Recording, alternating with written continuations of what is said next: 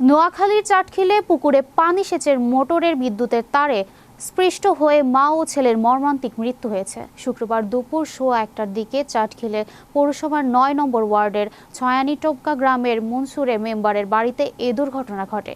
নিহতরা হলেন একই গ্রামের খোকন চন্দ্র ঘোষের স্ত্রী অঞ্জনা রানী ঘোষ এবং তার ছেলে রাহুল। পুলিশ ও স্থানীয় সূত্রে জানা যায়, দুলাল চন্দ্র ঘোষ সহ একাধিক মালিকানাধীন একটি পুকুর থেকে মোটর দিয়ে পানি সেচ করা হচ্ছিল। এই সময় খোকন চন্দ্র ঘোষের ছেলে রাহুল মোটরের বিদ্যুতে তার স্পর্শ করলে বিদ্যুৎ স্পৃষ্ট হয়। ছেলেকে উদ্ধার করতে গিয়ে তার মা অঞ্জনা রানী ঘোষও বিদ্যুৎ স্পৃষ্ট হন। এতে ঘটনাস্থলেই মা ও ছেলের মৃত্যু হয়।